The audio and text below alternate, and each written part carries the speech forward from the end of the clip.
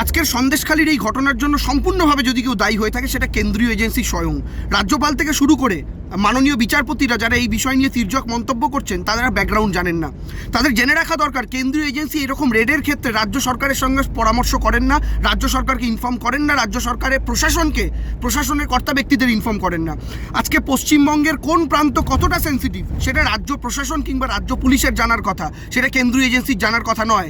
তারা যদি রাজ্য পুলিশের সাথে কনসাল্ট না করে তারা মনে করতেই পারে হ্যাঁ এটা মানি আমরা একটা বেসিক সিক্রেসির প্রয়োজন আছে, একটা গোপনীয়তার প্রয়োজন আছে, তারা রাজ্যের চিফ সেক্রেটারিকে অন্তত জানাতে পারেন, তাকে অন্তত কনফিডেন্সে নিতে পারেন। সেক্ষেত্রে পুলিশ প্রশাসনের সম্পূর্ণ সহযোগিতার মাধ্যমে একটা স্মুথ রেড হতে পারে।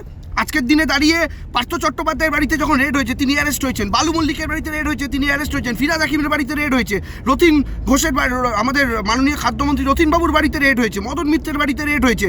একের পর এক নেতা শান্তনু কুন্তল থেকে শুরু করে প্রত্যেকে, জীবন কৃষ্ণ থেকে শুরু করে মানিক ভট্টাচার্য, প্রত্যেকের বাড়িতে রেড হয়েছে, অনেকে অ্যারেস্ট হয়েছেন। এদের মধ্যে কার ক্ষেত্রে এরকম কোনো ঘটনা ঘটেছে? ফলে একটা বিচ্ছিন্ন ঘটনাকে নিয়ে গোটা রাজ্যের আইন শৃঙ্খলার উপরে যারা দোষ চাপাচ্ছেন তাদের কাছে আমরা জিজ্ঞাসা করতে চাই কেন্দ্রীয় এজেন্সি কেন রাজ্য প্রশাসনকে কনফিডেন্সে নিয়ে এই কাজ করেনি, কিংবা রাজ্য প্রশাসনের থেকে মিনিমাম তথ্য সংগ্রহের চেষ্টা করেনি তারা যে এলাকায় যাচ্ছে বা যে জায়গায় যাচ্ছে সেটা কতটা সেন্সিটিভ, নাম্বার ওয়ান।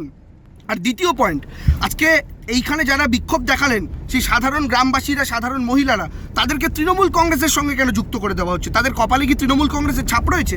যখন পার্থ চট্টোপাধ্যায় জেলে গিয়েছিলেন তাকে যখন আদালতে তোলা হয়েছিল কিংবা যখন হাসপাতালে নিয়ে যাওয়া হয়েছিল তখন যে সমস্ত যারা চোর চোর বলে স্লোগান তুলেছিলেন তাদের প্রত্যেককে তাদের সাধারণ মানুষ বলে অভিহিত করা হয়েছিল। তখন তাদের রাজনৈতিক পরিচয় জানার চেষ্টা হয়নি।